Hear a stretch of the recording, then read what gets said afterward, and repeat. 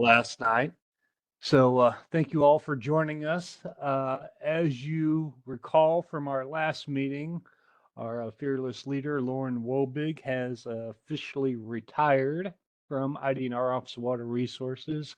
So as of currently, or as of today so far, our agency has not officially designated a new director of the Offices of Water Resources. So I'm afraid you guys are stuck with me leading the meeting for today, but hopefully we'll get through. I know a lot of you are getting back from probably a holiday hiatus and probably have very full inboxes. Aside from your driveway being full of snow, your inboxes are probably all full. So we'll try and keep this moving along, as I know many of you probably have much to get to. So um, just letting you guys know, I'll be running the meeting for today since we're currently without a chair, but we did want to continue to keep business going as usual. So I appreciate you all joining us. Like I said, with just coming back, I'm sure everybody's got a lot going on. So I do appreciate everybody who's able to join us. The agenda is up on the screen. As you see, we'll going through our normal welcome right now. We'll jump in and just discuss, open it up for legislative and any water issues that are coming to the forefront.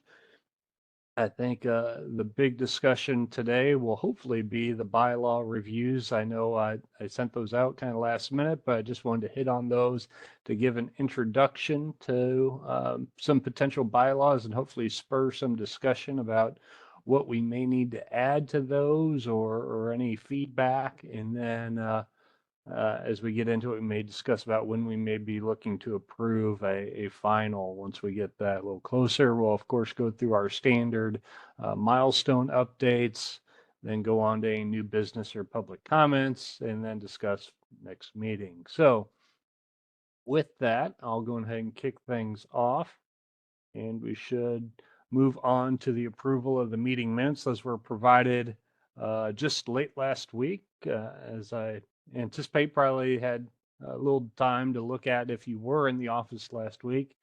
But with that, I'll open it up if anybody wants to make a motion to approve. Otherwise, if you prefer, there can be a motion to table that till the next meeting to approve. So I'll open up for either a motion to approve or a motion to table it to the next meeting.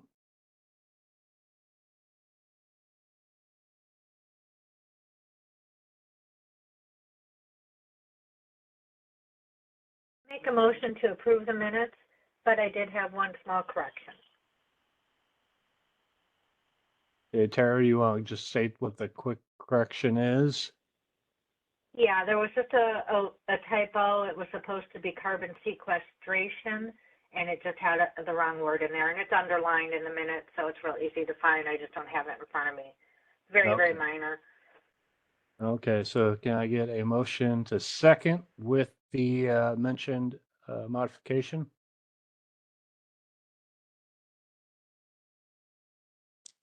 I'll second. Seconded by Steve Altman. All in favor, say aye. Aye. Aye. Aye. Aye. Aye. Aye. And any opposed? Okay, hearing none, we'll go ahead and approve the meeting minutes with the modification mentioned by Tara. So we'll have those taken care of, and we'll move on to just a topic we typically like to discuss at the beginning of the meeting. If there's any legislation, emerging issues, or anything else that just feels pertinent to discuss as the group. I know we've been getting a lot of discussion on data centers and the potential water use and impacts of that.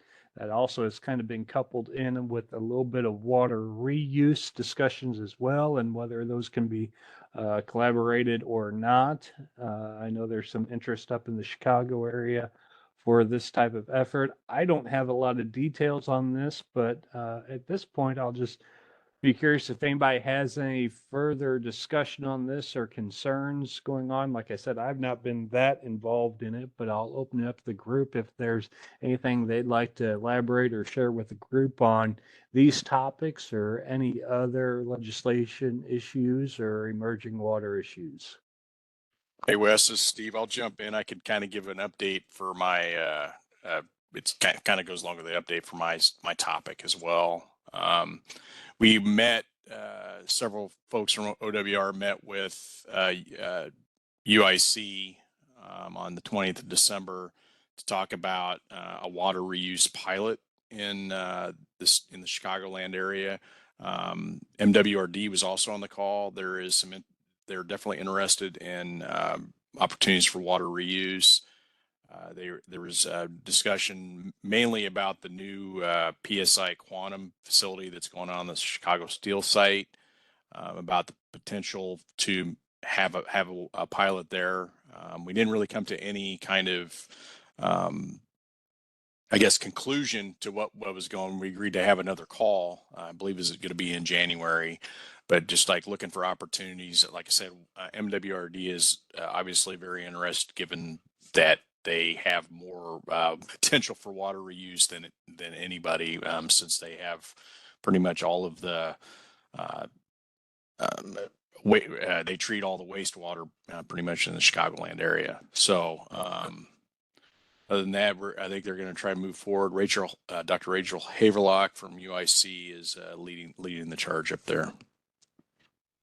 Yeah, Steve, thanks for the update. I see Brian Cox, you also have your hand up. Do you have anything to add or to also mention?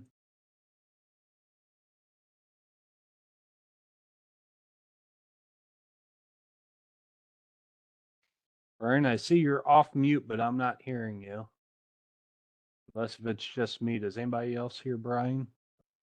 I think I might have been double muted. Can you hear me now? Yes. I think we got you. Yep. All right, perfect. Sorry about that. No problem. So just a minor concern about the water reuse, because I know that the legislation that had been proposed just kind of has some generalized language, doesn't really speak to the actual standards for water quality reuse, but just generally speaking that it can be reused for industrial uses. And so one of the tasks from IDPH is obviously investigating outbreaks of waterborne pathogens. And so as a part of that role, one of the things that we commonly are investigating is Legionella. Legionella outbreaks, especially community-acquired outbreaks, are oftentimes pointed back to cooling towers. And whenever you look at any of the data with regards to Legionnaire's disease, cooling towers are pretty frequently implicated in those outbreaks. And so I just wanted to at least raise that as one of the concerns that we've had associated with just having a general wastewater reuse for industrial purposes without necessarily having identified restrictions or water quality standards associated with it. And so just wanted to at least share that with everyone. Yeah, thanks, Brian. That's a good concern. I'm sure there's a lot of other, I guess, concerns that come up with water reuse that people have found, and it's good to be aware of those. So appreciate the expressing that and sharing it with the group as we continue. I think we got a long road yet as we work down this water reuse and try to work through issues. It's good to be aware of them. So I guess open it up. Does anybody else have any other concerns or any other issues they want to bring up to the group? Yeah, Wes, this is Rick. Can you hear me? Yeah, I got you, Rick. Okay. Yeah, just to follow on with that insight Steve shared regarding UIS and that pilot project. I think, what we learned from that conversation is that the city of Columbus, Ohio has essentially established a very similar comprehensive water reuse system there. I know the folks from UIC had some conversations with the Columbus, Ohio folks to learn, how that system was was planned and such. And from what was shared with us, it sounds like the system there consists of specific industrial parks that are pre-plumbed and in preparation for this recycled water, looking to attract large companies, the Googles and the Amazons and such, and following on to their infrastructure. They also quickly, apparently, established regulations for the use of the recycled water as well. So that effort is being monitored, and the UIC folks and development of the specifics for their pilot project are looking to the Columbus, Ohio existing facility and infrastructure and regulation to model a bit of their pilot project moving forward. So just another piece of information there that's happening in the region. Yeah, Rick, thanks for adding that detail. Yeah, I also recall from the meeting there was a little bit of concern feeling that Illinois was getting a little bit behind the curve as far as looking at investigating this water reuse. Definitely a lot of caution needs to be utilized when considering passing these legislative issues pertaining to water, particularly the impact to public health. But it's also good to see what someone else is working on. I guess I'll move it on if anybody else has any other comments or statements to make. Hey, this is Yeah, Scott. I guess. Sorry, go ahead. This is Scott Sway from Illinois EPA. I will note that the Columbus, Ohio example, all that water goes back to the municipal wastewater treatment facility rather than being discharged by the industry. So, if we do something, if they propose to do something statewide, it's going to be a little bit different if the industry's discharge to the receiving stream, meeting water quality standards without complete treatment. But I just wanted to note that was a different situation than, if they were to do it in all of Illinois. Scott, thanks for writing that. I think there's someone else who was also trying to chime in. I didn't catch who it was, though. It was Brian Cox was just going to chime in again, and I was just going to suggest that there are already model codes and standards that exist for the reuse of water that identify specific water quality standards associated with those designated uses. It doesn't necessarily address like every industrial use, but it does address specifically cooling waters. And so I would also just suggest that those model codes be taken into consideration, and that not just an example from one city, because this is already occurring in quite a few locations throughout the U.S. And so just want to make sure that that's understood. And then the other thing that I'm going to make a point to kind of clarify is that when we're talking about Legionella, we're talking about breathing in the aerosols that are generated from it, not necessarily discharging or anything like that, which is more so what we're typically used to considering. But the way that an individual gets diagnosed with Legionnaire's disease, or I should say gets infected with Legionnaire's disease, is when they breathe in aerosols or water droplets that contain the bacteria of Legionella. And so it's a little bit different animal than what we're accustomed to dealing with on the water side. But that's the real reason that it's our concern, not just on the wastewater side, but on the usage side. So that's the only other thing I wanted to point out.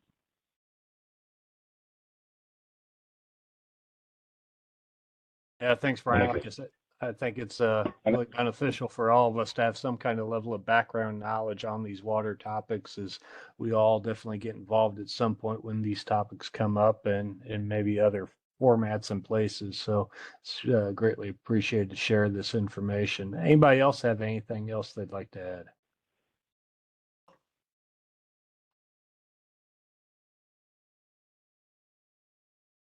Okay, not hearing any. We will go on ahead and jump right into our, what I'll consider probably our main topic of discussion is bylaws reviews. You guys should have had, you should have those in your inbox if you want to open them up yourselves, but I'll load it up here on the screen as well.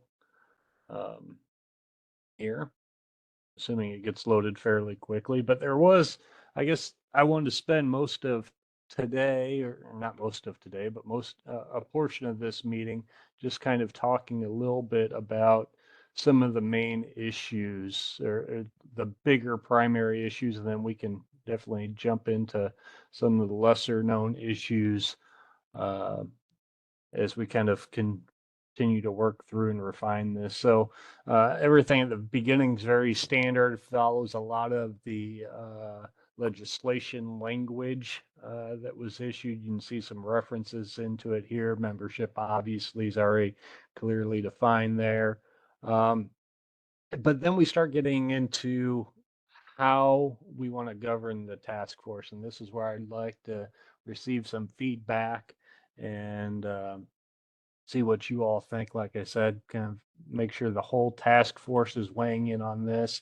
I do want to thank those that helped provide input early on some of these topics. I know Jeff weighed in on this some, and Peter and some others to provide some feedback. But I guess the first issue that I wanted to see or get feedback on is as we move under, I guess I'll clarify all these topics, whether authority, purpose, objective, membership, uh, representation, and even meeting frequency are all pretty clearly defined by the legislative code. We did add some language here about Open Meetings Act and that. So I think those are all pretty well straightforward. Feel free to provide comments on those if you want, but unless anybody, I guess I'll pause for a moment to see if anybody had any questions or comments in those first opening sections of the proposed bylaws. Again, I realize probably no one's had a chance to take a look at this. There'll still be plenty of other times to comment and provide feedback. This is just an introduction to that. So I see, Brian, you have a comment? I was just going to point out, and I realize that this is also contained within the actual statutory language, but Department of Transportation is identified twice. Oh, thank you. And it is, I verified with the statute, it's in the language there as well. But, and so then subsequent to that too, I believe that you've got quorum identified as 6 of 12, but it would actually only be 11 if you identify transportation as one. Yeah, I remember seeing that in the legislation, and then I forgot to correct it here. So thank you for that. So and we talked then, about, yeah. And then one of the other comments I was going to make was just with regards to the voting, I would make a suggestion that the chair only vote in the means that there's a tie. So if there's a situation where there's a tie amongst the 10 other voting members, then that's the chair would be the deciding vote. And the reason I suggest that is just because there's 2 members from DNR, whereas no other agency has that. So that would be my only suggestion. Well, I think the chair is the representation from DNR, and that they would not have 2 votes. So I think, well, so if you go back up to the identified members, the first 2 are both DNR.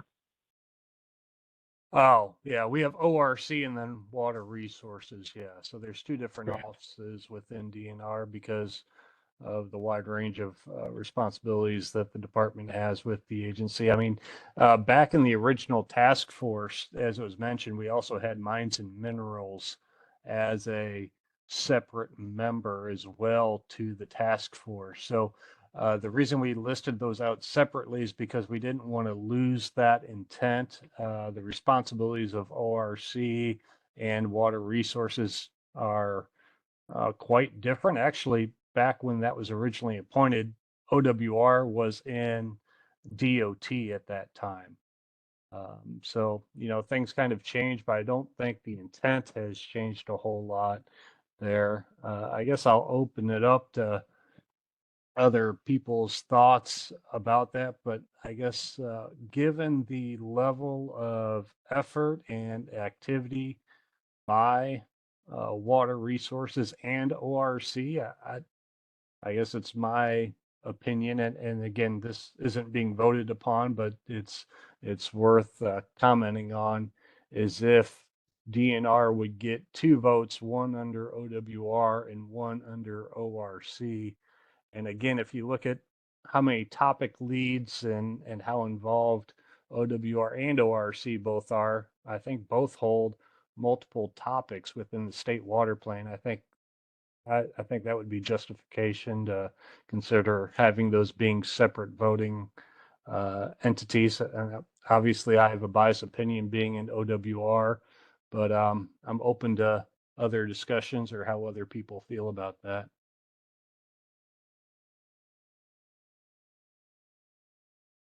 Hi, this is Pete Mulvaney. I just want to clarify. I think the suggestion was that the chair only vote in the case of a tie. Was that the proposed suggestion? Yeah, that's the suggestion. And so you're effectively still maintaining 2 votes even under that suggestion. It's just that you would only be voicing that vote whenever, basically just to break a tie. And so you're still maintaining more power than any other agency has. It's just that under normal circumstances, you're not providing 2 votes, which is going to just effectively potentially skewing the appearance of the votes. And I don't think that you would do that. And I think the next paragraph in that, it speaks to the intent of the task force is to reach consensus. But as is the case with every committee and board, there's a reason you have bylaws to establish the voting, and so that's my only point on it. Is just that because every other agency also has a lot of other engagement with water as well. EPA, for instance, has a division of water pollution control. They also have public water supplies. There's also the groundwater sections within 2 different aspects of EPA, within the Bureau of Land and within the Bureau of Water. IDPH has the groundwater wells. We've got private sewage. We've got plumbing. We have non-community water supplies. We have swimming facilities, which includes beaches as well. And so my only point is every agency involved has a lot of involvement with water. And so, but again, it's essentially just saying that the chair would only vote in the event of a tie, is my suggestion.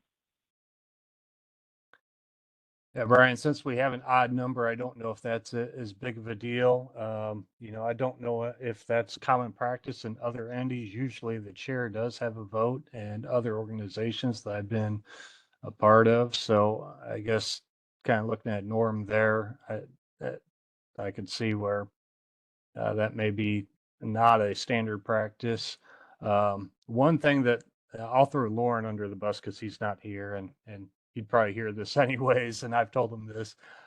He considered proposing that the votes be by topic lead, to essentially ensure that those that are participating in the state water plan, which is the purpose of the task force, be the voting members. If you look at that, I think it got too heavily skewed towards a couple agencies. We only need to go down to the topic leads to see that, IEPA has multiple entities. OWR obviously has multiple topics. I think ORC has multiple topics. And I can just jump to that real quick to show you what that would look like. You can see how quickly and often OWR is listed. State Water Surveys listed a couple times. EPA's listed a couple of times. So I think that would probably be a little bit too big of a swing the other way. I'm open to that discussion if others feel like that's appropriate, given the purpose of this task force is for the state water plan creation and implementation.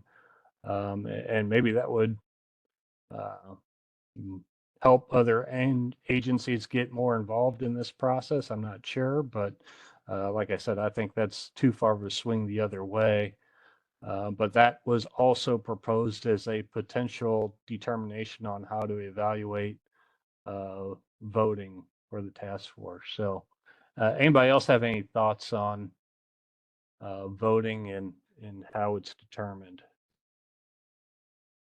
Wes, this is Laura Kiefer. I'm gonna throw a monkey wrench into this because one of the things I was gonna bring up is that um, I I definitely had the feeling that State Water Plan Task Force goal wasn't just the critical issues. We have drought preparedness response activities, possible major floods. There's things that go on around the state that fall out that we plan for, but then we have to act on, which is slightly different than the plan. So I suppose those types of things wouldn't require votes. And maybe you're just talking about voting when we're dealing with the plan itself. But I just wanted to offer that up, that there are other things that maybe the task force is going to be working on, and maybe that would affect this voting issue. No, Laura, I think it's a good point. I think there could be other things that we could, and that may be a shortfall of how these are currently drafted right now, that we don't really dictate what must be voted on, but I see formations of subcommittees. I know some of these are already kind of in place, but not definitively. It's kind of by just because we said so instead of clearly defining them by some kind of authority such as we have now. But things like those drought task force, a flood task force, again, I think those are all things that could be voted on. Who's a part of those, and whether those get created or not could all be considerations for a vote. And are those in the plan or not? They may not be directly. I would suggest that maybe they should be in a plan, that maybe they recommend the development of a sub task force. And I think some of those are, if I recall correctly, I think the drought task force might be. Wayne may have to correct me on that. I think Tara, I can't recall if she had something for flood surveillance subgroup or if that was her committee. But I think that, yes, that is potentially topics of voting that would be outside of just the formal plan itself.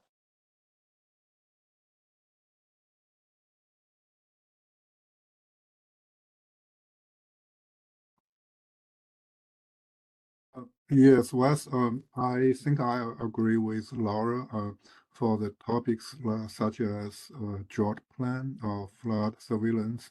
It might be better voted within the section committee or topic committee itself, not the task force wide.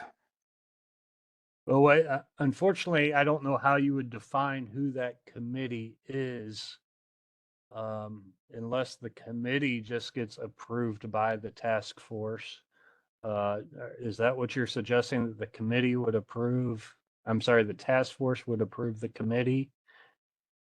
I think that's a good idea.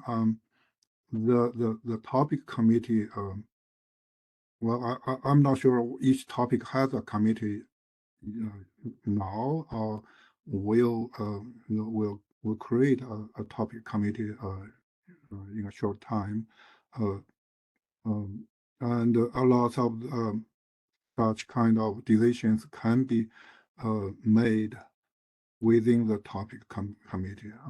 But if we need a task force to approve the topic committee, the formation of a topic committee, that could be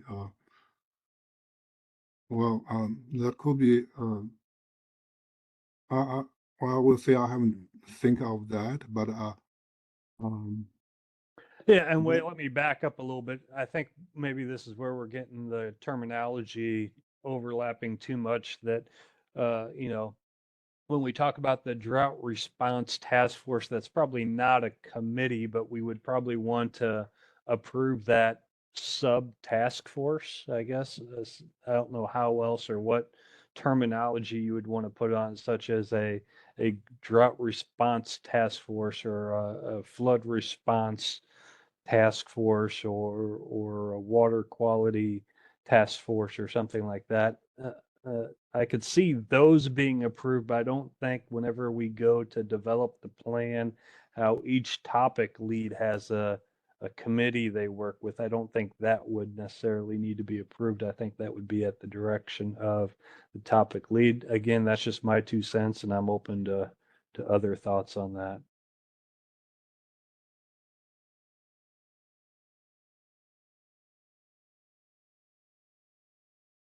Wes, this is Jeff Edstrom here, Illinois EPA. I guess I'm listening to this. I'm trying to think about what are the types of votes that we would expect to rise up. I mean, for right now, for the plan, we've got the topics and we've got recommendations underneath all those topics, and they're given to different agencies or departments that have specific, say, statutory responsibility related to that.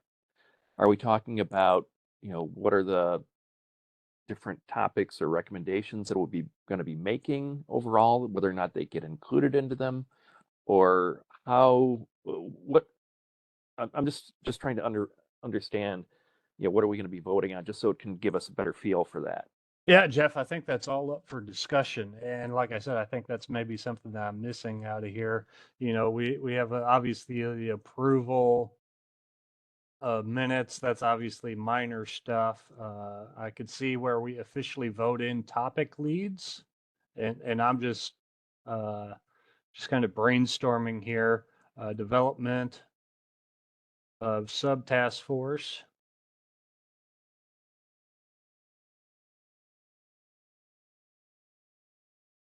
I'm sure there'll be other things. I don't know if anybody else has any ideas or thoughts on this as well. I could see if we wanted to like add a critical issue, remove one, modify one, there would have to be votes, discussion and votes on things like that.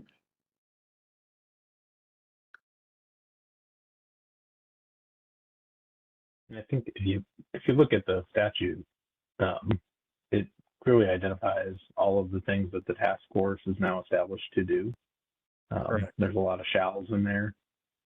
And so I think anything where there's a shall, that the task force shall do this, that's something that would typically be voted on by the whole of that committee.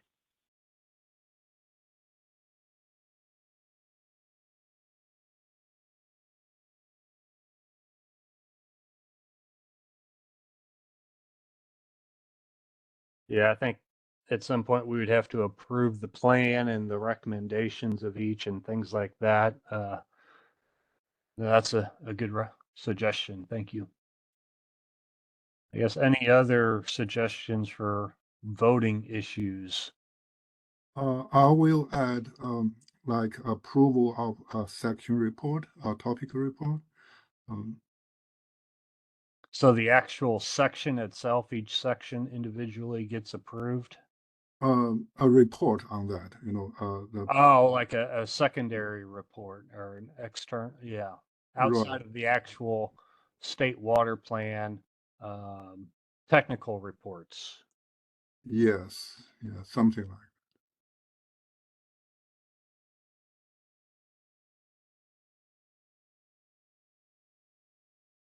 That's a good point, Wei. Thank you. Any other thoughts? I was Hey, thinking Wes, this if, is Rick. go Go ahead. ahead, Rick, and then we'll come back to Tara.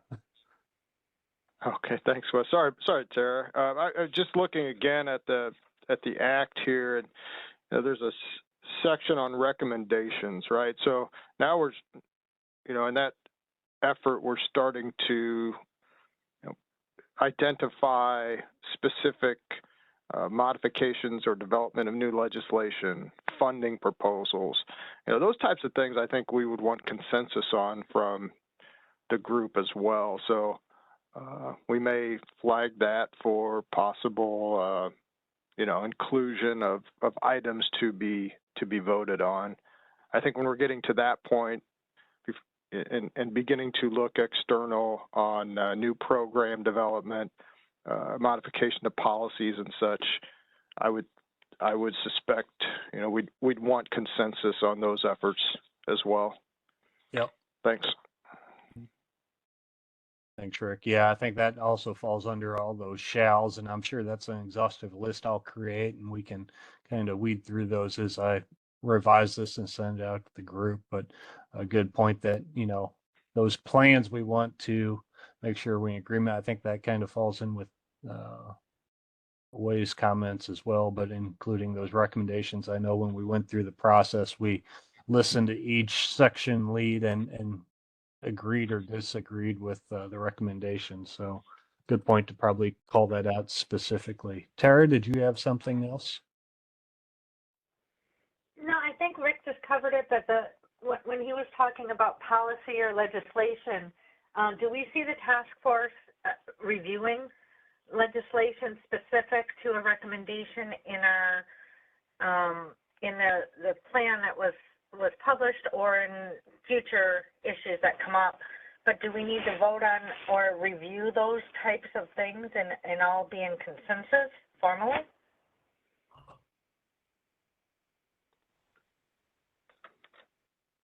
Yeah, Tara, good point. I think, again, I go back to the act on that, and section G, task force shall have the authority to item, let's see.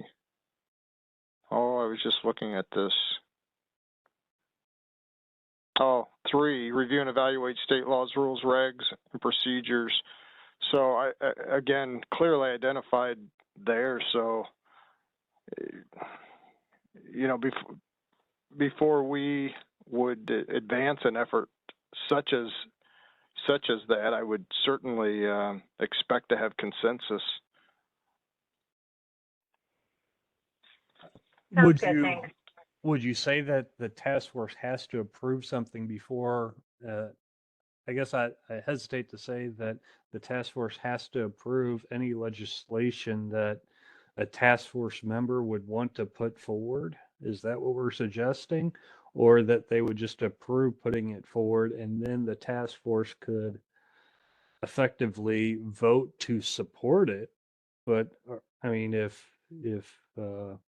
say if OWR or EPA or Ag wanted to put a legislation piece forward, I don't see that being held up by the task force. If that's the case, I don't know. It's an interesting, it starts broadening the impact of the task force over agencies maybe a little bit more than what was intended, rather than saying, hey, we want to propose this legislation. Do we have it such the task force has to approve the wording of that legislation? That's a good point, Wes. I think that'd be challenging to do, when each individual agencies are advancing specific legislation. It's certainly difficult enough to get consensus within an agency, let alone a larger group. But that's a fair question. I guess look to other thoughts on that question.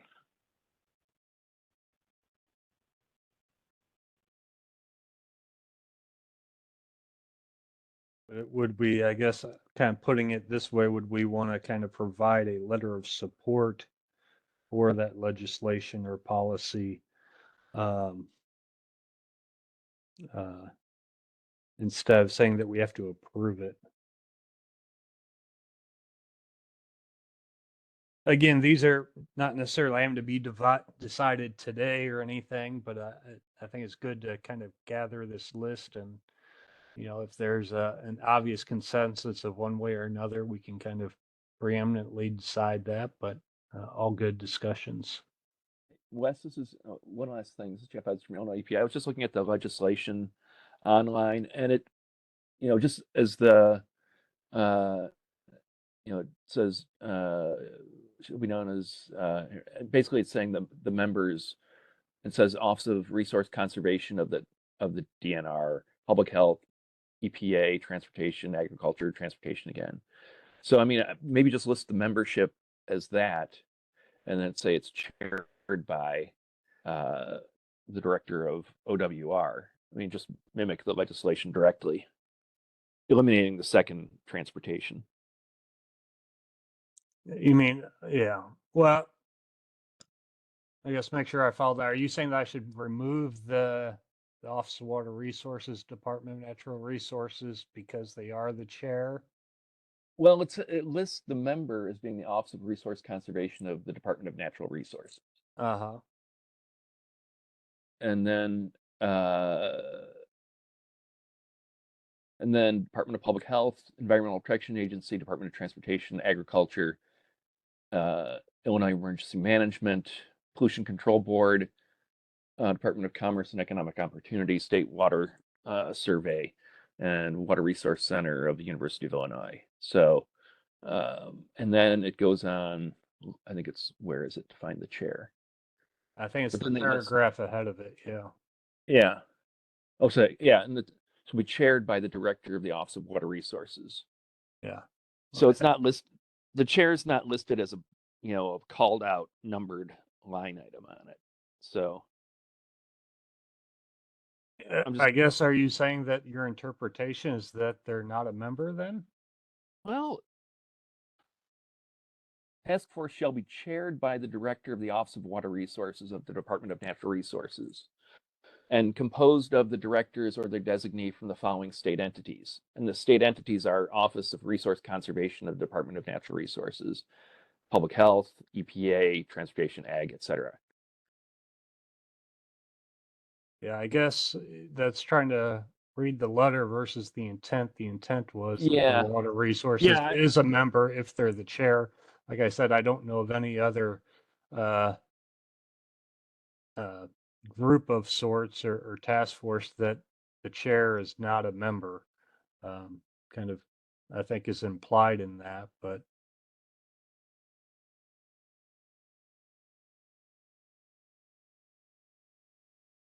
I can share, hey, this is Pete Mulvaney. I can share one experience I have being on a municipal board, village trustee.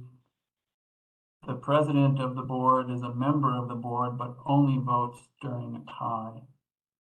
I don't know if that helps, but in our definition of that governance, the chair or president is a member of the board, but has different roles and responsibilities relative to the board function. Yeah, and I'm also the chairperson of our Plumbing Code Advisory Council, and it's similar for that as well. The chairperson only votes in the event of a tie, so it's not that uncommon. And I think that even in, I guess, in terms of if it's common or not, I don't know that that's even relevant, because I think it's also uncommon for an agency to be able to have just multiple people at the table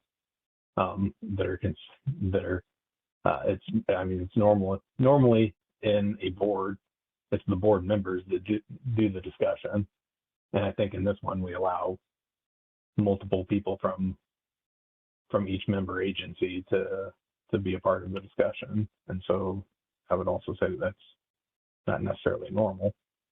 And so I don't know that it matters if it's normal or not, but that would just be my suggestion, is that just to keep it fair across the board for all agencies involved, and in recognition that all agencies have multiple aspects of water involved with their agencies.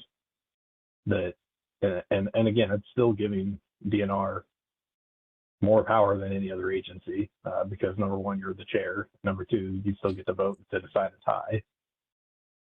And so that's still not really even consistent with keeping in line with developing a consensus, a simple majority. A consensus implies that everyone's on the same page, but in recognition that everyone will not always be on the same page, it's still giving you guys the advantage to be able to decide that tie. Yeah, Brian, the funny thing is, I think the only time that we haven't reached a 100% consensus was when it was OWR against ORC. So I don't see that being very common, being the Hey, case. Wes, when it comes down to it, there are 10 members there, and then you've got the chair. So in the event of a tie, you'd come in anyway. So I think at this point might just be splitting hairs, but we just have to figure out the definition of it. Yeah. So I wanted to mention, I think another troubling or maybe an issue is that all the other agencies are just listed as an agency. And I'm not sure we should be listing Office of Resource Conservation specifically.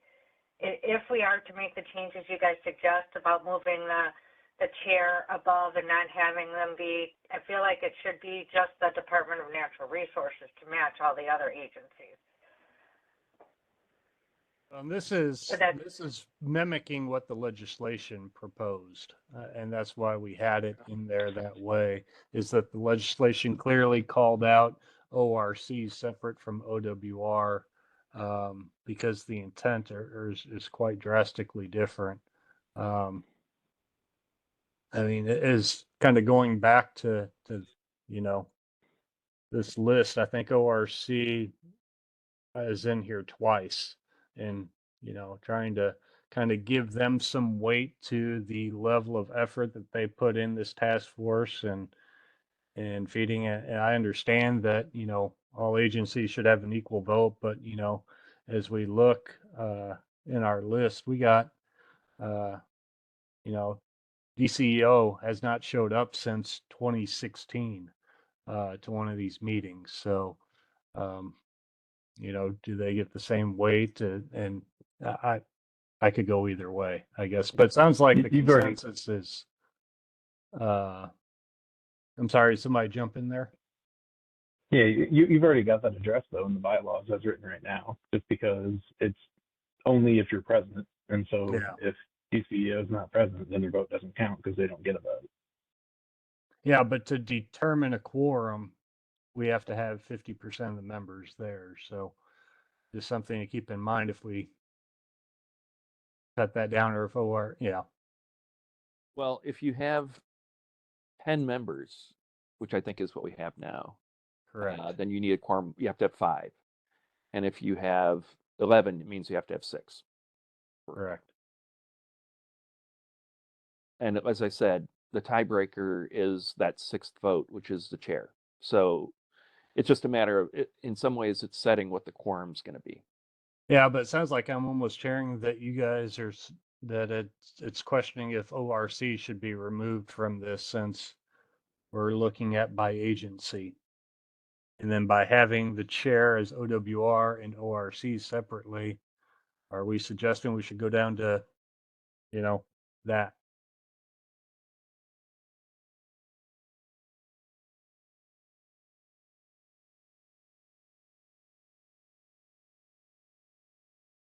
And maybe that's not what's being proposed. I'm just asking the question.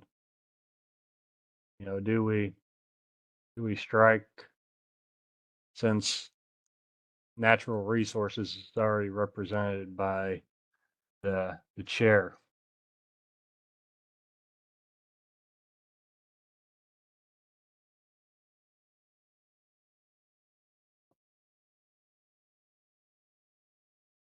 Wes, this is Rick. I guess my thought would be to mimic the act, with the exception of the double count of transportation.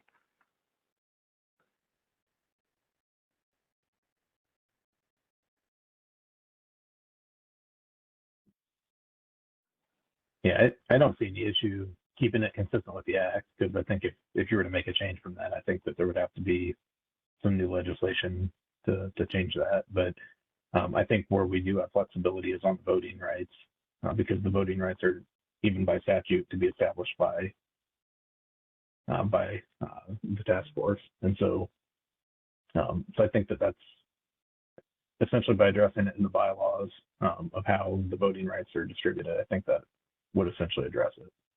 Okay. Is everybody pretty much in agreement with how we have it written now, with I mean, the only way that the way it's written now is that OWR cannot help make quorum. Now, obviously, they'll be there present, but they're not a part of the quorum.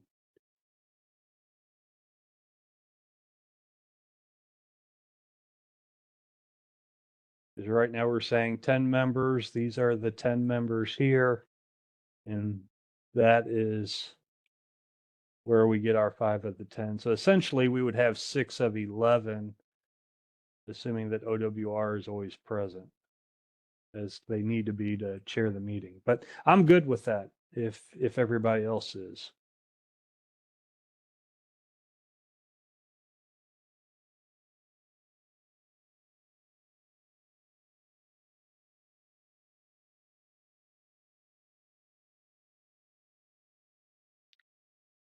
All right, so just for draft sake purposes, I'm going to move forward like this, unless anybody else has another comment or thinks that should not be changed. And again, this is just still draft. I'm planning on kind of revising this and sending it out, and kind of maybe going back and forth with revisions sent out to the group as we continue to tweak these, maybe with the hopes of potentially approving these in April. But again, I don't want to rush it. So is everybody good with the membership? The membership listing as we have, as well as the quorum set at that level, or with regards to those members?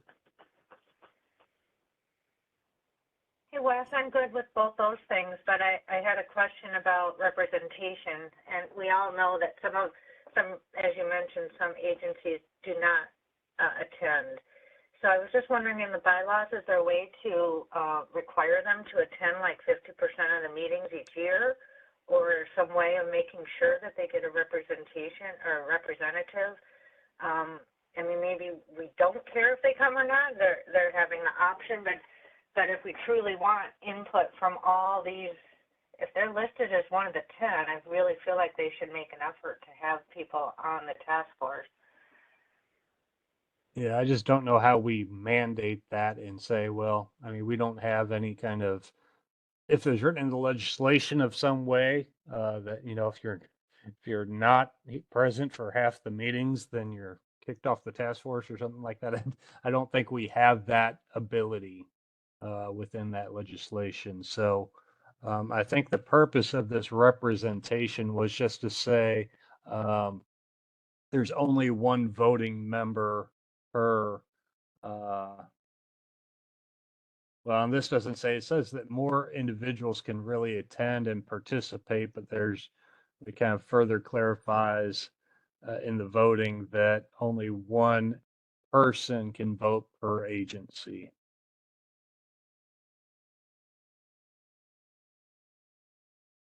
But to answer your question, Tara, I don't think that we have any ability to enforce attendance or participation. That's fine. I just thought that in the bylaws, that's what we were developing, were the rules around the task force. But I'm not as familiar as you guys with what's in the legislation is binding, but we can't put everything in the legislation. So that's what I thought the bylaws were, to fill that out. So what exactly would you be proposing to have in the bylaws?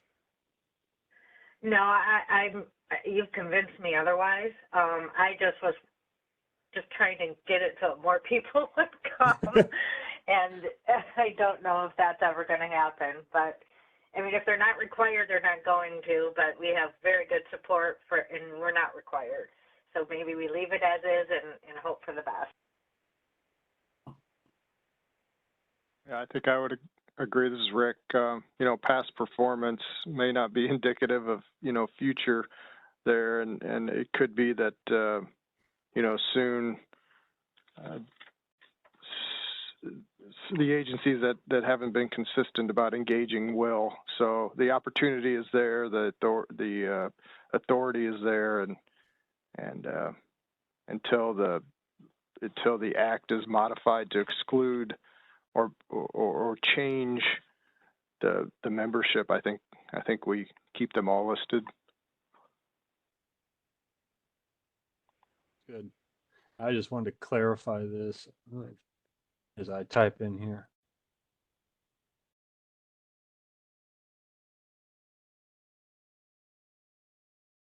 Okay.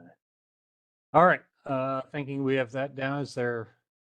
This is Pete Mulvaney. I was going to just bring up the notion of 50%. It sounds low to me, but given that we may have some no-shows, raising that quorum percentage may be risky.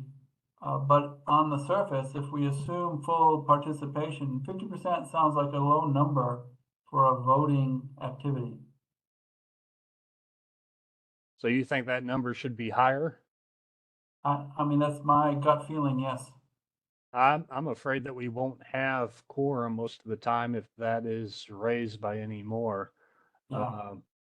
You know, looking at this, we might be right at 50% or just slightly above, just looking at today. DCO's not represented. I don't recall if Pollution Control Board is on. I'm trying to check. I'm not sure if I'm seeing IEMA. Again, I'm just quickly trying to glance through the attendance list. So, yeah, I guess it goes to that point of participation. It seems like we would be, in my opinion, lowering the percentage to account for people's not showing up. And maybe that's the practical thing to do. well, and Peter, and that's why I had it highlighted down here as a point to talk about as well, is what do we want quorum to be? You know, if this is our 10 agencies, you know, I think typically, but not always, because sometimes schedules conflict. You know, I think we pretty commonly have. I don't think Brian's on. Do we have?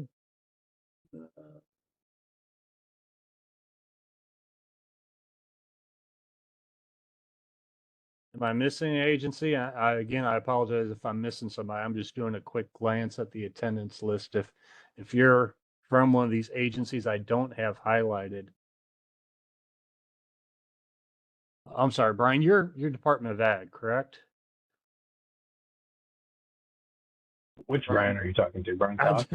Cox, yeah. No, you're Because I think in the past there's been about 5 Brians on this. I know, I apologize. I'm Department of Public Health. That's why I realized that after I said, yeah, I know Brian Reniker is Ag and he's not on. So, you know, just looking at today, we're at 6 of 10, unless if I'm missing anybody, which could be possible. But that just goes to show, you know, if we had one other missing, we wouldn't have quorum. Well, we'd still be at quorum. So, I mean, I guess, what do you all think? Do you think 50? Do you think we should have 6 of 10 present? Well, we need quorum if we want to make any voting and decisions. It doesn't keep us from having a meeting and discussing. Correct. We So just things can't can vote. always be delayed to the next quarterly meeting if we don't have quorum.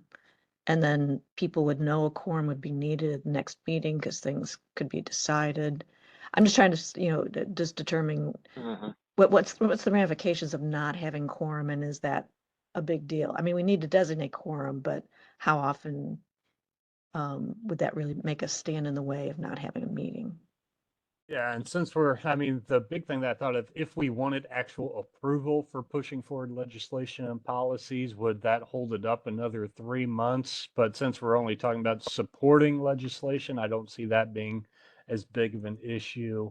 You know, the other big things, if we have to approve a plan or a set of recommendations, if for some reason people aren't there and we just have a bad turnout. I'm thinking when we were developing the plan, that could have backed things up a little bit more, but you know, maybe we just moved a approve it and say, hey, if you want to review our last meeting because they're all recorded, then you can do so and we'll be voting on it next time. So I don't know if there's necessarily an issue with that.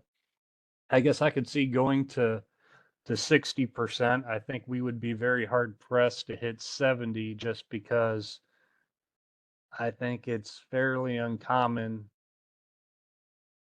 or I guess fairly common to not have 3 show up.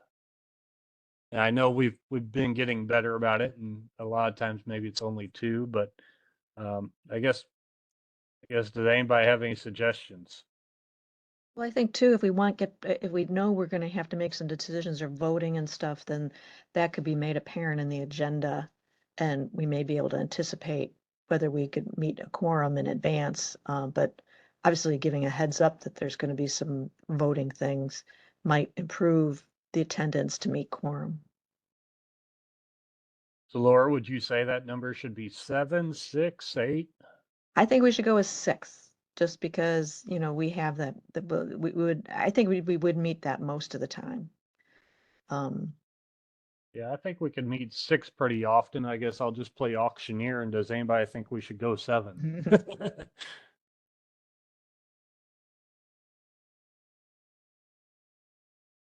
All right, I'm getting a single thumbs up, which is better than nothing. So I guess we'll go 6. And if anybody wants to dispute or discuss it further, they can always provide comments whenever we send this out again.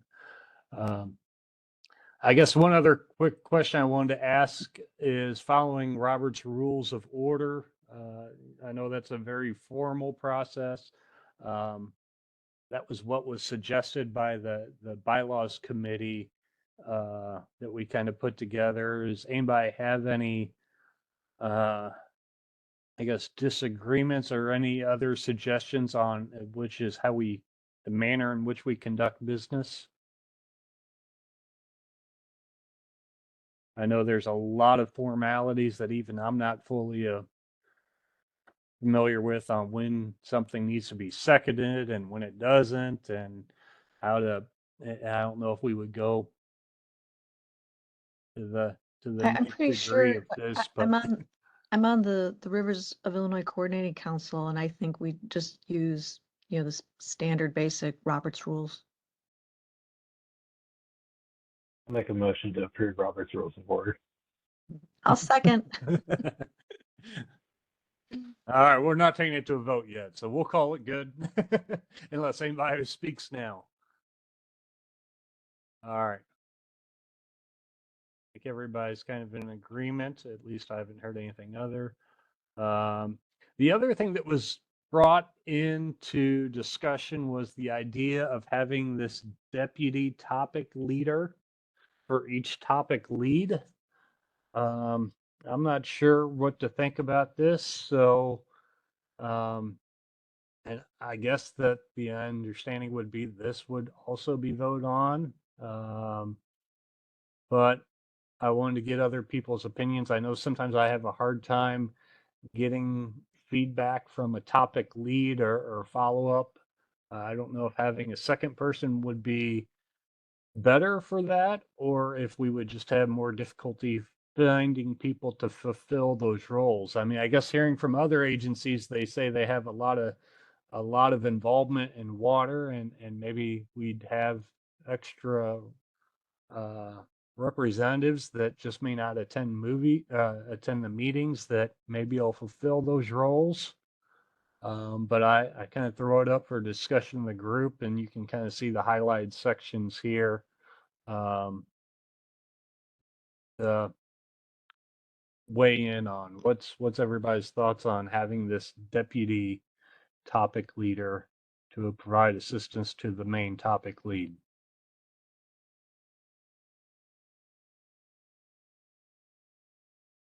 Did this get born out of when in the beginning when we had kind of secondary supporting agencies to a topic that kind of like helped to, I don't know, gives, consolidation and no, that's not the right word. Yeah, Laura, I think I know what you're talking about. I think the purpose of those secondary members to those topics were to help start forming the committee of each topic and not as kind of this deputy topic leader, because we actually had multiple agencies sometimes listed under that category that you're referring to.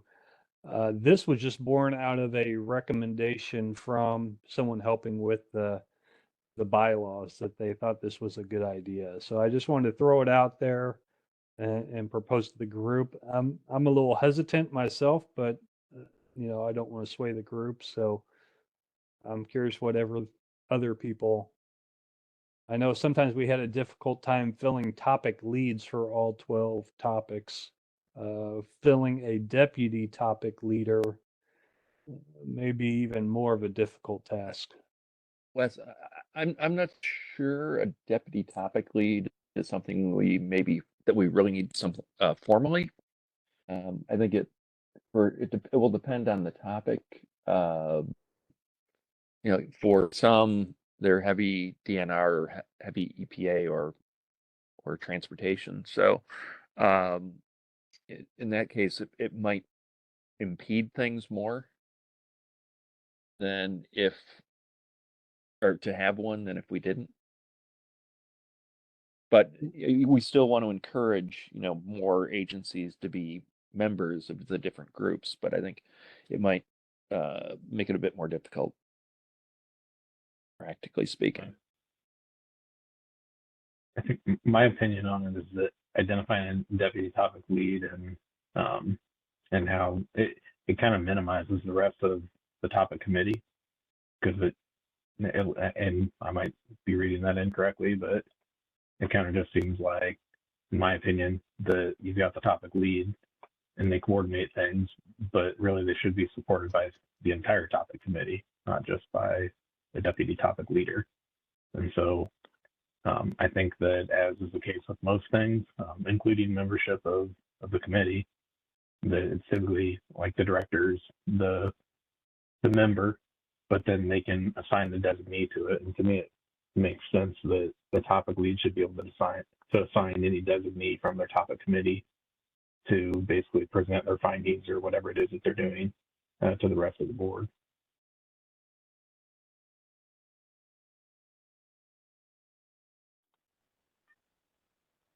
This is Rick. I would agree with that as well. I think the group is essentially is the deputy as a team, and certainly if the lead is not available at a particular time, then either that can be prearranged to have a designated speaker, if you will, or the team has the ability to weigh in and present or report out at a particular meeting as necessary. So I guess I don't see the inherent need for a deputy. So shouldn't have done that. So is that something more of what we're looking at? Just may appoint a designee for temporary responsibilities. NEA, of course, we can clean up the language, but I think that may be the intent that has been shared.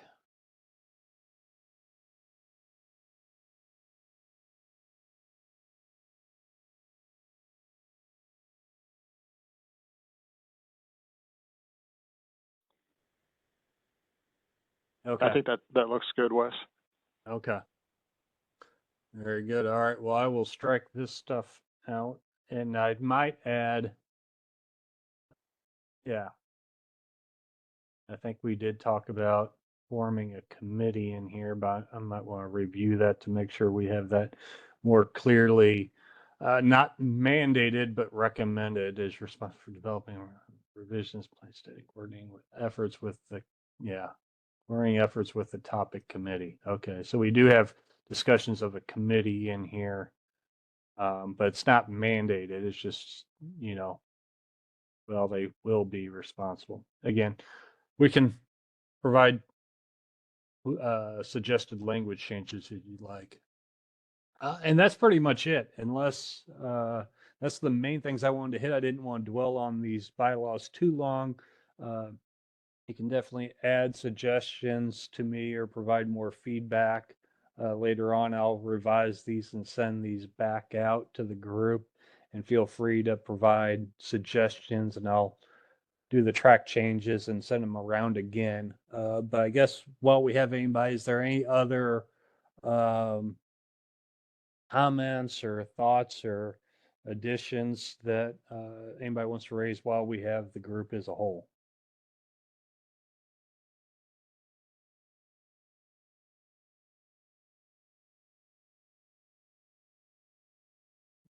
All right, not hearing anything. I think the group is ready to move on. So I will send these out. Feel free to, like I said, provide further comments, markups, back to me. I'll share them with the group, and hopefully maybe by April we can maybe a vote if we think that if I'm not getting many key feedback or many additional comments, and it seems like the responses have kind of gone quiet, then we may propose it for approval in April, but that will be in the April agenda. So with that, we'll move on to what we typically do with just section updates or milestones. I know there's been a lot of people out for the holidays and a lot of busy requirements and deadlines for mid-December, as everybody knows they're going to be out in late December. So may not be too much to report on, but either way, we'll go through the list and just see if there's anything that anybody wants to share. So kicking off, we'll go to water quality. And Jeff, you have anything? As many of you may know, Illinois EPA is in process of moving from the North Grand building over to the old White Oaks Mall, the old Sears. You'll find Bureau of Water in the automotive section. We're on the water quality. One of the things that we've been doing in our section in particular is working on green infrastructure grant opportunity reviews. We had about 37 proposals come in for that. It's an issue that's, I think, growing out there, need for dealing with stormwater management. And so we've been dealing with that, and a lot of requests for funding on that one. In our new office, I will mention that there are new labs for, say, surface water to really try and do better, more effective work in dealing with the samples and dealing with the data management, which is something that's really key to making better decisions for what needs to be done where and what problems are we going to be identifying places. And I'll just leave it at that, since I know we're short on time here today.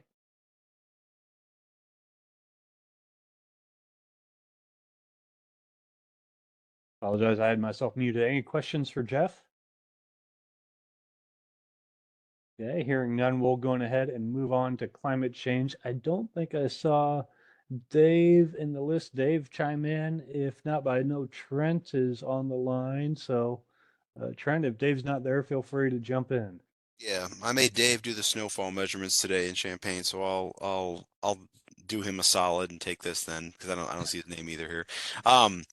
So just two quick updates for climate change. One is our first recommendation in the chapter, which was increasing the quality number of climate monitoring sites. So we've starting to gain some traction. There's an initiative here at the university with the Atmospheric Science Department, some others of working towards a federal earmark for expanding the Illinois Climate Network and really building out what would be a first mesonet. So going from our current 19 monitoring stations to ideally having one in every county. That's kind of the long-term goal, but we're working towards that. Somebody from the university may have or will soon bug some of the folks here from state agencies for just letters of support for moving forward with that. So this is probably probably the best opportunity we've had to grow the Mesonet in quite a while. So that's good. And then on the other just update is recommendation number 3 for climate change is kind of the availability of data on future climate. So we were able to get some NOAA funds to work with the supercomputing folks here at the university and IEMA to build out kind of a first of its kind future climate data toolkit for emergency managers and planners in Illinois. That's in the works at this point. So hopefully towards the end of this year, we'll have a working prototype that we can demo for everybody. So that's just 2 quick updates there, Wes. Thanks. All right, thanks, Trey. I'm sure you were quite busy with the storm front coming through this past week. So hopefully able to slow down a little bit now that things have come through and pushed through. So thanks for the update, and we'll hope Dave's staying warm as he's out there collecting snow depth measurements. Next topic is integrated water management, and we still have that slated under Lauren. I'll say I don't have any updates on this topic. For the rest of you, Lauren is still going to be on contract with OWR. Will be returning for a 75-day contract and potentially even more beyond that. He did express interest in continuing his work and legislative initiatives, which include a lot under this recommendation. We're still in the process of getting official word on transitioning and responsibilities that will be taken on by others in his retirement. So we will hopefully have more to share on that, unless anybody else wants.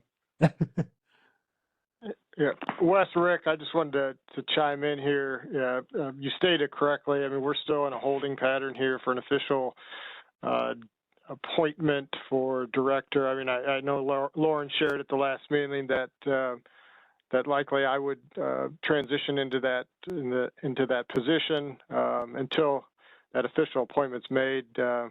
We certainly don't want to preempt any specific notification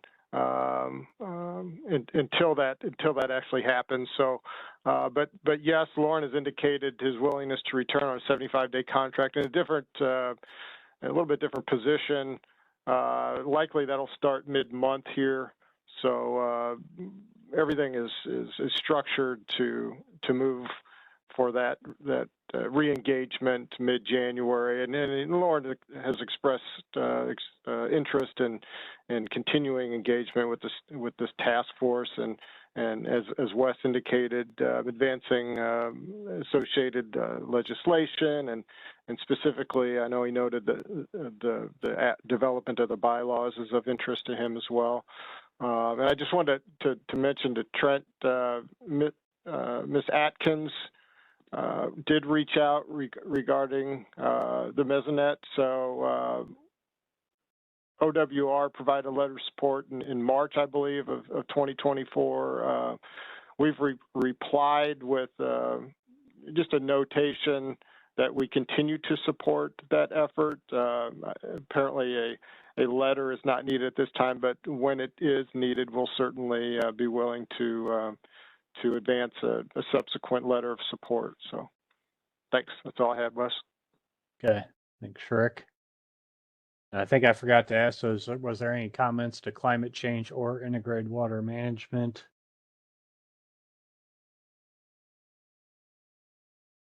All right.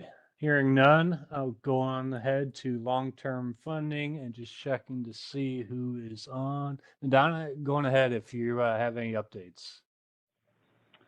Hi, good afternoon, everybody. I don't have any other updates besides many of you may know Gary Bingenheimer, who was the State Revolving Fund Manager for Illinois, has retired as of December 31st. So I have been appointed to his position. So going forward, I am the new State Revolving Fund Manager for Illinois. Just wanted to update the group on that. Besides that, just echoing what Jeff had said earlier, we are currently in the middle of our move. My team did move right before Christmas, so we are settling in right now and kind of getting used to the new place. So those are kind of the updates I've had this time around for everybody. Thanks.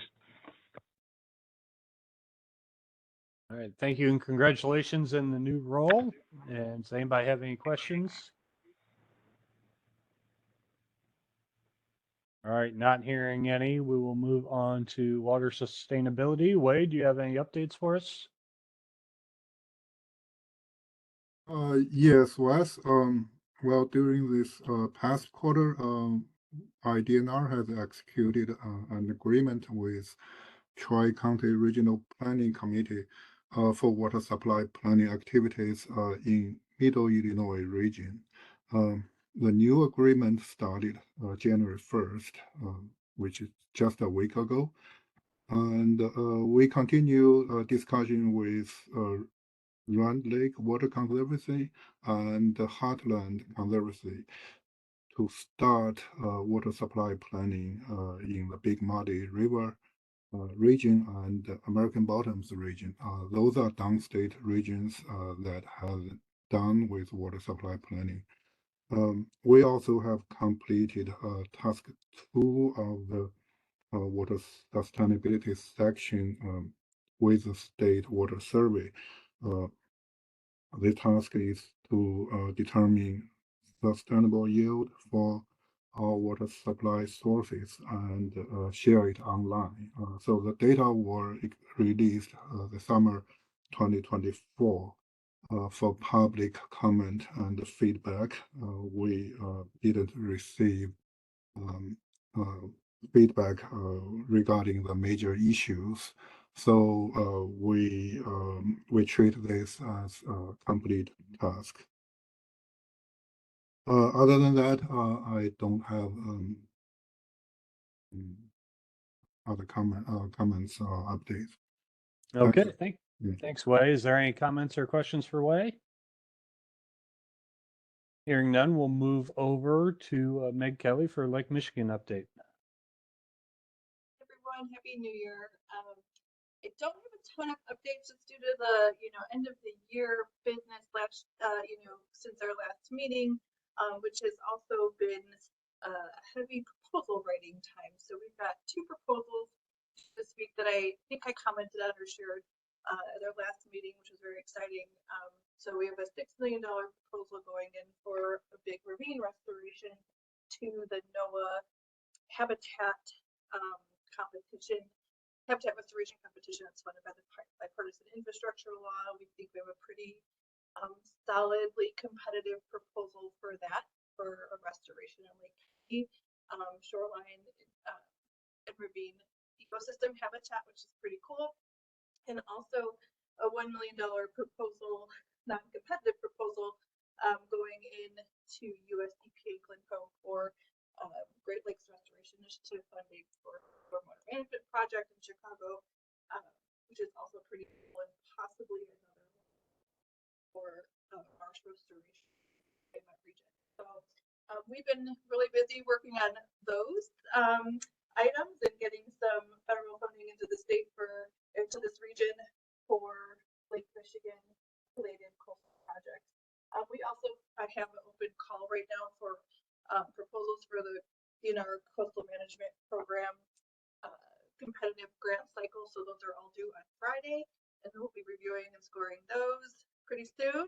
And we have an open, we're calling rolling opportunity that has been getting a lot of attention and interest. So right now we're just getting money in and getting money out for great projects. So that's what we've been working on since our last meeting.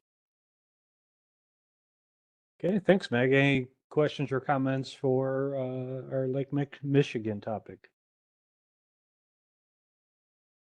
Hearing none, we'll move on to Tara with the flood damage mitigation.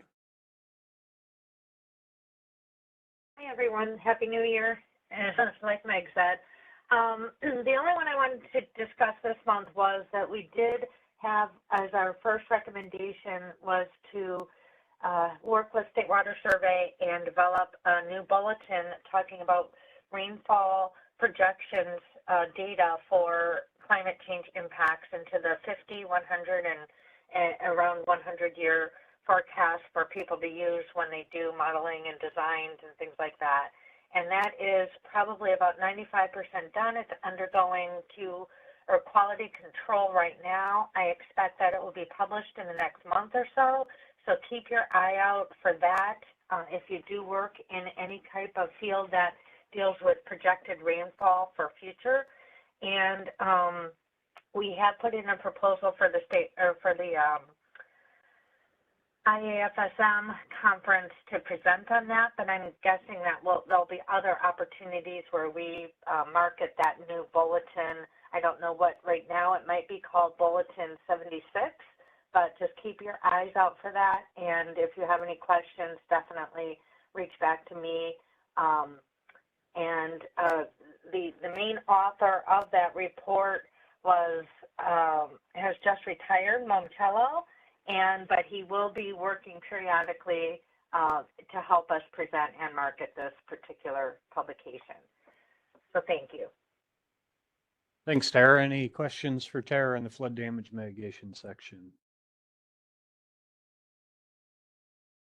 Hearing none, we will move on to the aquatic and riparian habitat. I got an email from Brian saying that he had to drop off about 30 minutes after our meeting started. He said he didn't have any updates. I don't know if anybody from ORC has anything to add regarding aquatic and riparian habitat. I'm not expecting so, but I thought I'd just give a moment. So with that, I think we will just move on to Steve with water use law and regulations. Steve? Yeah, so we did get earlier this year. We did get the Water Reuse Act passed. Some related regulation that we have is that we did have the state permitting of facilities in the floodplain Act. It was passed last year. We have a draft of administrative rule that is getting ready to go to JCAR. Our legal's putting the final touches on it.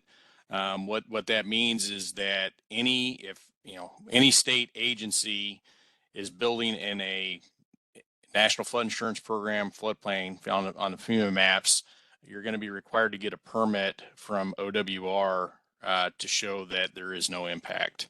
This is an edict that came down from FEMA.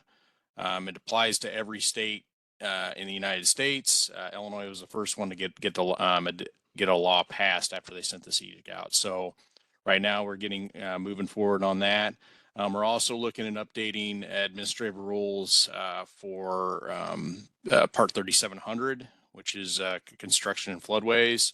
Hopefully be having something to JCAR hopefully by late summer. So with that, that's about it. All right, thanks, Steve. Any questions for Steve? Everybody's good and excited about the new regulations that we all have to get OWR approval for building. No. All right. Oh. All right. All right. Well, I will move on unless anybody has any questions for Steve. Hearing none, I'll move on. I think Brian is all queued up, ready to go. Brian, all yours on navigation. Okay, yeah, can you hear me all right? Yep. Okay, so I'll try to make this real quick. I got some good news. Just want to report that with the Water Resource Development Act, that the inland waterways non-federal match is going from 35% to 25%, and that's good news. And it'll help also that Illinois is receiving some federal funds for the infrastructure at our ports. The Port Infrastructure Development Program announced that Illinois received 2 grants, one in Hennepin for $38 million, and Hardin, Illinois River Terminal Elevator Project got $9 million. And those are posted up on the website. We did have a workshop that was held in November in Chicago. IDOT hosted, and with a partnership with MARAD, it is a grant application workshop in order to help Illinois port districts and stakeholders to be more successful at discretionary grants. So hopefully that pays off in this next cycle of port infrastructure development program, which the notice of funding opportunity was announced last month. There is a total of $450 million available, and the application deadline is April 30th. In other sections, there is no Illinois EPA probably is tracking that they did get a grant from the US EPA Clean Ports Program, which impacts our Illinois port districts. A large portion of the funding, I think it's $93 million, is going to be going to Illinois International Port District in Chicago for electrification of equipment, and that's also good news. And I'd like to also mention within that 2024 Water Resources Development Act, the dredge material as a national goal, they're going to be requiring at least 70% of the suitable dredge material to be used on purposes such as the ecosystem restoration, coastal protection. So and the environmental impact to our sections. That's all I have. Any questions?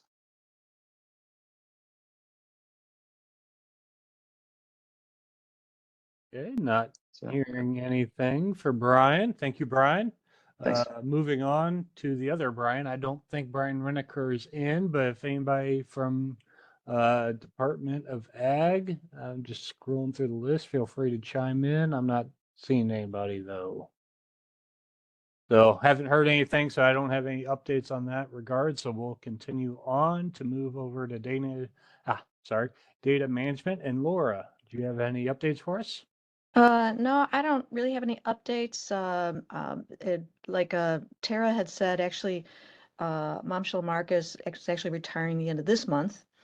And Momshell was kind of taking the lead on trying to get a stream gauging survey proposal put together. And so we're going to regroup and see if we can pull together something maybe a little different that's not as intensive, but still be able to get through there. And I'll probably be working more with Jason Zhang on that. He's actually worked on inventory, stream gauging inventorying when he was at the Susquehanna Watershed Commission. And so we're going to take a fresh look at that. We will be missing Momshell, but I do plan on trying to hook him back to at least darken our hallways and impart his many years experience on everybody else. We just can't let those retirees go, can we, Laura? No. Just so you know, whenever it's your turn, Laura, it'll be the same thing. So I know It'll be Laura's soon. It'll be not soon. too I'm far. warning you. It's soon. I'll work. Laura, I have a suggestion for Walt Kelly. His name is still in water sustainability section. Can you recommend a replacement for Walt? Yeah, I'll go over and talk to somebody and get somebody else on that for you, and I'll let you know who. That would be great. Thank you. Mm-hmm. All right. Any questions for Laura on data management? Hearing none, we'll move over to recreation. I don't see Mike McLennan on here. I see Brandon though. Brennan, do you want to chime in on anything? Yeah, can you hear me? I got you. Okay, Happy New Year, everybody. We do have some updates, but we sent out emails for information for percentage completion, and we haven't received any of those emails back. Hopefully people can get back from vacation, and we'll have some updates for you on the next meeting. We do have an update on the developing mobile app. We are currently redesigning our website, and that is supposed to go into effect June of this year. and then our new database in July, right after the website. So this was a precursor for the mobile app. So as soon as our website and database is up and running, then we can start working on the mobile app. So hopefully in the next meeting, we'll have some updated percentages for you guys. Sounds good, Brendan. Any questions for me?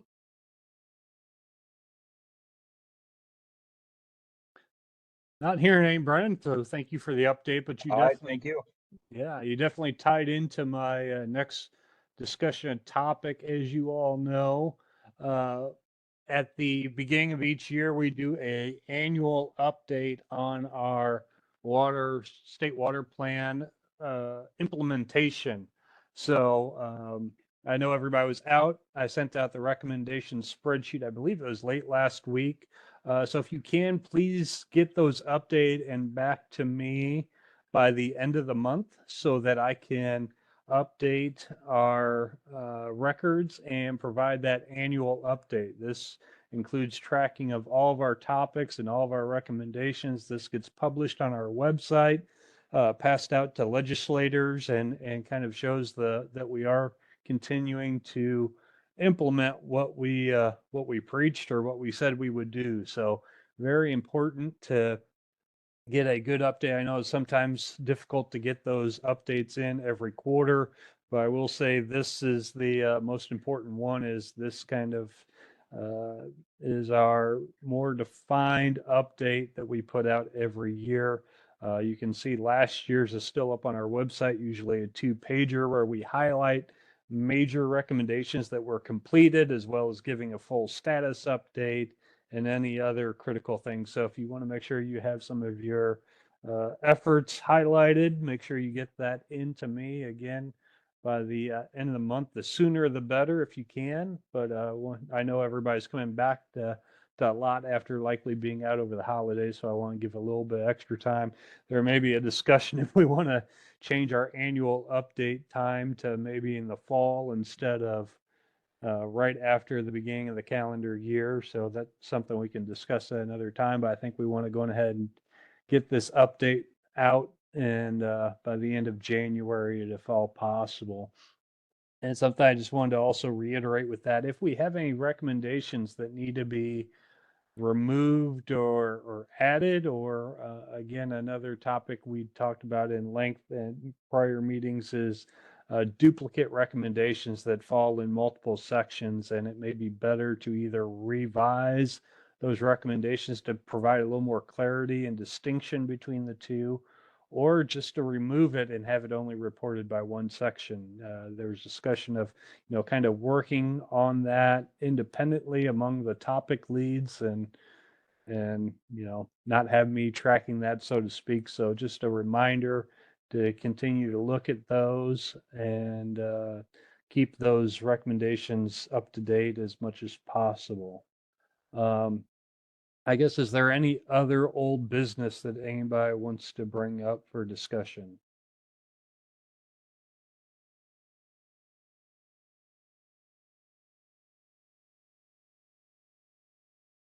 Okay, I'm not hearing anybody or seeing anybody go off mute, so that's usually a good indication that nothing there to add.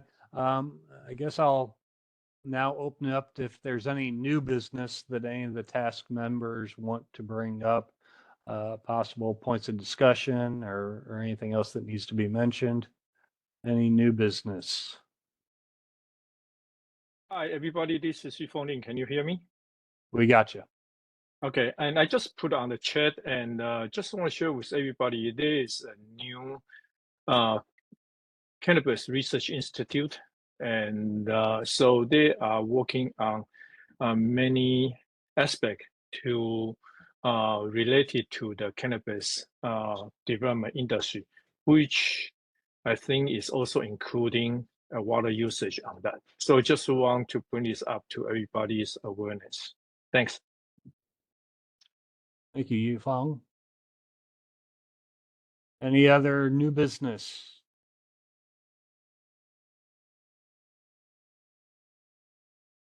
Okay, not seeing anybody unmuting or speaking up, so we'll just move on. Now we'll move to if anybody, I see we got a couple members from the general public. If they have any comments or questions for the task force, feel free to unmute and share any thoughts or comments.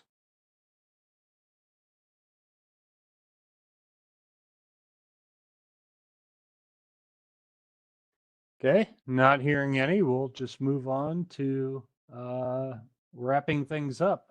So next meeting will be April 7th at 1:30. Again, another virtual meeting. You can see that we also have expected July 14th meeting. I think there are some conflicts with doing it earlier. We got 4th of July that falls in there as well. So I think we typically push that out a little bit. And then October 6th would be our in-person meeting. I think that sometimes falls around Columbus Day.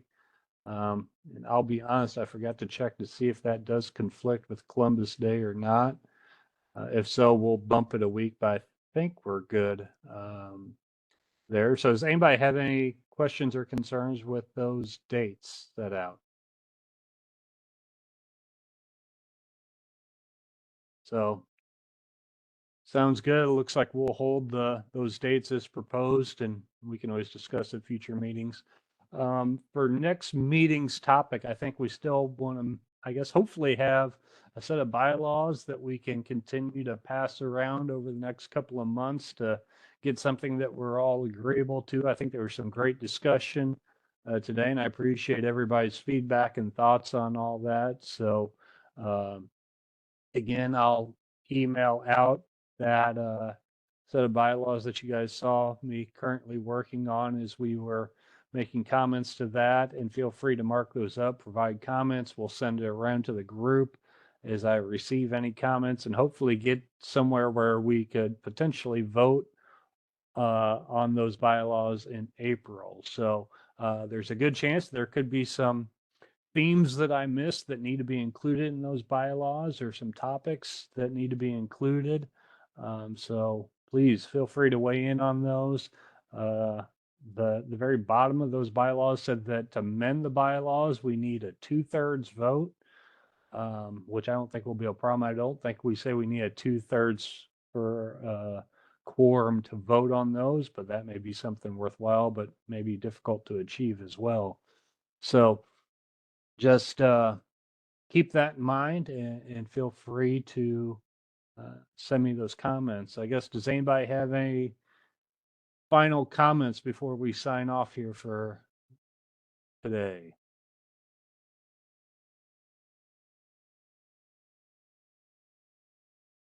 Okay, not hearing anything. I hope you all have a wonderful 2025. Don't forget to change the dates. I know I always am already still typing 2024, but I hope you guys have a great year. We'll be in contact, and look forward to the year to come. So with that, we'll have a great day and good luck. Safe travels for those who are getting out. So thank you all. Thank you. Bye-bye. Thank you, Wes. Thanks, Wes. Thank you.